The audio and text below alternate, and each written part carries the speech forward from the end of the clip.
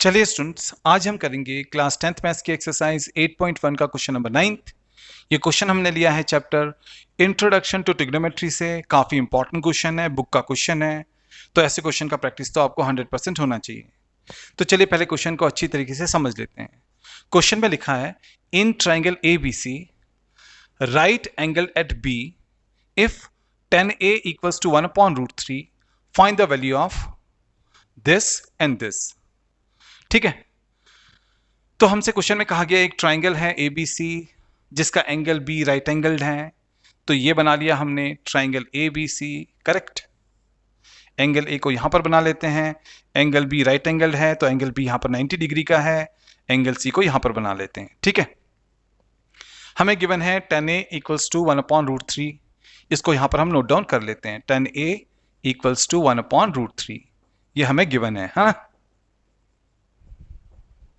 हम क्वेश्चन के first part को सॉल्व करने जा रहे हैं। ठीक है ना। अब देखिए स्टूडेंट्स, जैसा कि हम अच्छी तरीके से जानते हैं, साइन होता है परपेंडिकुलर अपॉन हाइपोटेन्यूज, कॉस होता है बेस अपॉन हाइपोटेन्यूज, tan हमारा होता है परपेंडिकुलर अपॉन बेस। तो आपने याद रखना है tan हमारा होता है परपेंडिकुलर अपॉन बेस। ठीक है, तो आपने याद रखना है tan हमारा होता है परपेंडिकुलर अपॉन बेस। अब देखिए यहां पर tan है 1/√3, tan होता है p अपॉन बी, इसलिए p अपॉन बी हो जाएगा 1/√3। तो हमारा p अपॉन बी हो जाएगा 1/√3। तो देखिए यहां पर हमारे पास में आ गया p upon B equals to 1/√3। तो जो ये 1/√3 है ये p एंड b का रेशियो है। p अपॉन बी यहां पर है 1/√3, तो आपने अच्छी तरीके से याद रखना है कि जो ये 1/√3 है ये p एंड b का रेशियो है, यानी कि p जो है वो रेशियो में 1 है तो b रेशियो में √3 है। ठीक है, चलिए अब हम मान लेते हैं कि p एक्चुअल में 1 के है तो b हमारा हो जाएगा √3 के। ठीक है, अब क्योंकि हमारे पास में है tan ऑफ एंगल a, यानी कि हम एंगल a पर खड़े हैं, यानी कि हम एंगल a पर खड़े हैं। एंड जब भी हम एंगल a पर खड़े होते हैं तो एंगल a के अपोजिट जो ये साइड है BC, ये होता है एंगल a के लिए परपेंडिकुलर साइड। ठीक है, अब देखिए परपेंडिकुलर हमारा है 1 के, तो परपेंडिकुलर हो जाएगा यहां पर 1 के। करेक्ट, अब देखिए बेस हमारा है √3 के। देखिए 90 डिग्री के अपोजिट होता है हाइपोटेन्यूज, ये तो हाइपोटेन्यूज है AC। ठीक है, BC है परपेंडिकुलर एंगल A के लिए।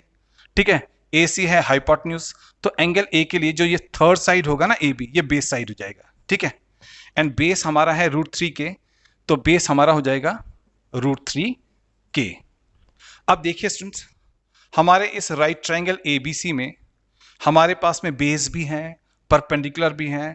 चलिए अब हम हाइपोटेन्यूज को निकालते हैं, क्योंकि हमारे पास में हाइपोटेन्यूज नहीं है। एंड हम बाय पाइथागोरस थ्योरम बड़े आराम से हाइपोटेन्यूज को निकाल सकते हैं।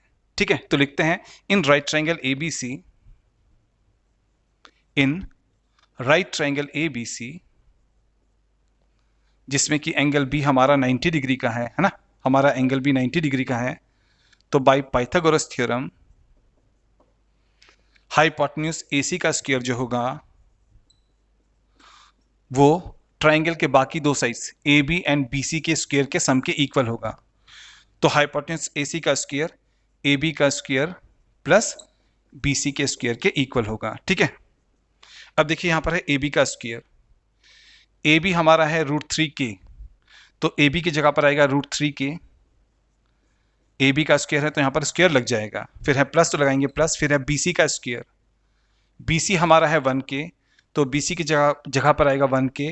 BC पर स्क्वायर है तो इस पर भी स्क्वायर लग जाएगा। ठीक है, अब देखिए √3 का स्क्वायर हो जाएगा 3, K का स्क्वायर हो जाएगा K स्क्वायर। ठीक है, फिर प्लस 1 का स्क्वायर हो जाएगा 1, K का स्क्वायर हो जाएगा K square. Correct, 3K square plus 1K square हो जाएगा 4K स्क्वायर। तो AC का स्क्वायर हमारे पास में आ गया 4K स्क्वायर। ठीक है, तो AC का स्क्वायर आ गया 4K स्क्वायर। यहां से स्क्वायर हटाएंगे, यहां पर स्क्वायर रूट लगा लेंगे, तो हमारे पास में AC का वैल्यू हो जाएगा square root of 4K square. Square root of 4 होता है 2, square root of K square होता है K। तो हमारा हाइपोटेन्यूज AC का लेंथ आ गया 2K, है ना। तो हमारे पास में हाइपोटेन्यूज AC का लेंथ आ गया 2K। चलिए अब हम सबसे पहले निकालेंगे साइन ऑफ एंगल A, है ना, यानी कि हमने निकालना है साइन A। अब देखिए हमने निकालना है साइन ए, तो हम एंगल ए पर खड़े हैं। एंगल ए के अपोजिट ये परपेंडिकुलर है, 90 डिग्री के अपोजिट ये हाइपोटेन्यूज है। एंगल ए के लिए ये जो है बेस साइड है। हाँ, अब आपने याद रखना है कि जो साइन होता है वो होता है पी अपॉन एच। साइन होता है पी अपॉन एच।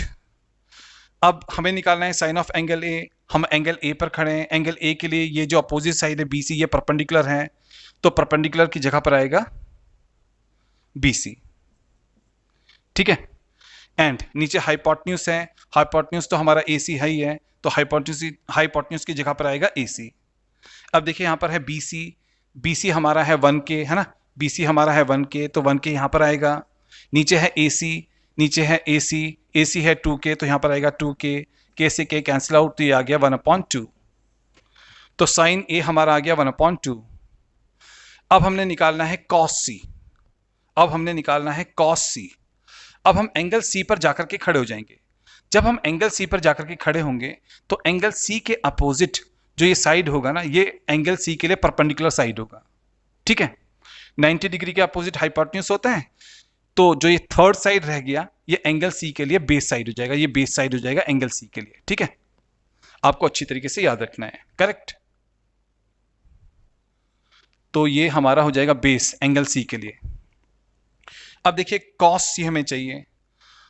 कॉस होता है बेस अपॉन हाइपोटेन्यूज। कॉस होता है बेस अपॉन हाइपोटेन्यूज। अब एंगल सी के लिए बेस साइड है ये BC, है ना, जो कि है 1K। तो बेस साइड है BC जो कि है 1K। नीचे है हाइपोटेन्यूज। हाइपोटेन्यूज हमारा होता है 2K, तो जो कि है AC, है ना। तो हाइपोटेन्यूज AC हमारा है 2K। K से K कैंसिल आउट, ये आ जाएगा 1/2। तो कॉस सी हमारा आ गया 1/2। फिर हमें चाहिए कॉस ए। हमें चाहिए कॉस ए। अब हम फिर से एंगल ए पर जाकर के खड़े हो जाएंगे। ठीक है। कॉस होता है बेस अपॉन हाइपोटेन्यूज। कॉस होता है base upon hypotenuse. Angle A के लिए बेस है AB, है ना। तो बेस हो जाएगा एंगल ए के लिए बेस है AB, तो ऊपर बेस हो जाएगा AB। नीचे है हाइपोटेन्यूज। हाइपोटेन्यूज तो हमारा AC है ही, है ना, तो AC आएगा ही आएगा।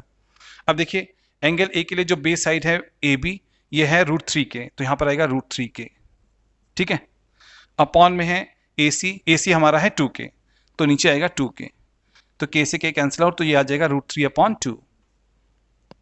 अब हमने निकालना है साइन सी। हमने निकालना है साइन सी।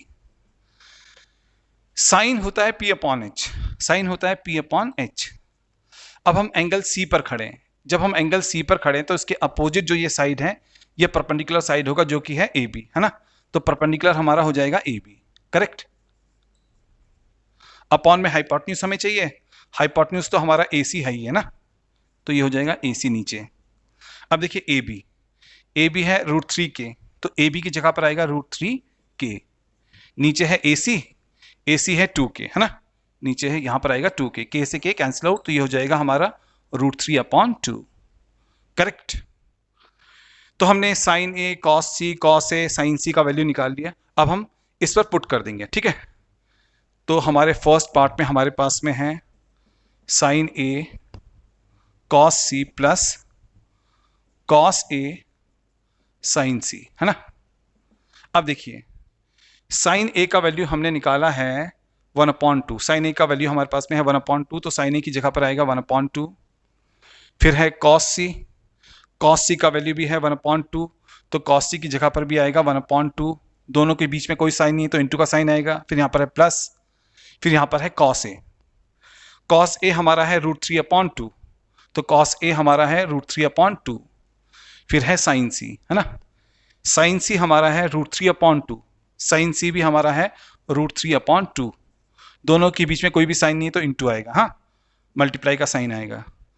1 × 1 हो जाएगा 1, 2 × 2 हो जाएगा 4, तो ये हो गया हमारा 1/4। फिर यहाँ पर है प्लस। ठीक है, प्लस लगा लिया। अब देखिए √3 × √3 होता है 3। आपने याद रखना है √3 × √3, √3 का स्क्वायर हो जाएगा, जो कि होता है 3। 2 × 2 हो जाएगा 4, तो नीचे आएगा 4। ठीक है।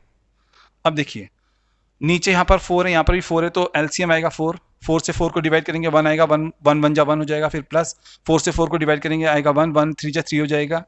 ठीक है, तो ऊपर 1 + 3 आ जाएगा ना यहाँ पर। तो देखिए 1 + 3 हो जाएगा 4, नीचे भी है 4, 4 से 4 कैंसिल आउट तो आएगा 1।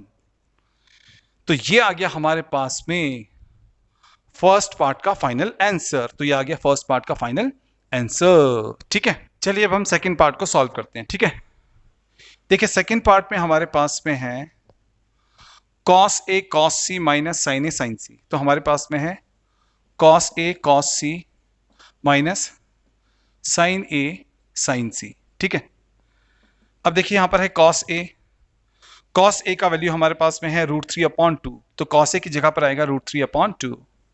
फिर इनटू में है cos C। ठीक है, cos C का वैल्यू है 1/2, है ना। cos C हमारा है 1/2, बीच में कोई भी साइन नहीं तो इंटू तो है ही है ना। फिर माइनस है, माइनस लगाएंगे, फिर है sin A। देखिए sin A हमारा है 1/2, तो sin A की जगह पर आएगा 1/2। फिर है sin C हमारा है √3/2, तो sin C की जगह पर आएगा √3/2। ठीक है, बीच में तो इंटू आएगा, कोई भी साइन नहीं है इनके बीच में तो इंटू आएगा। ठीक है, √3 1 हो जाएगा √3 अपॉन में 2 × 2 हो जाएगा 4।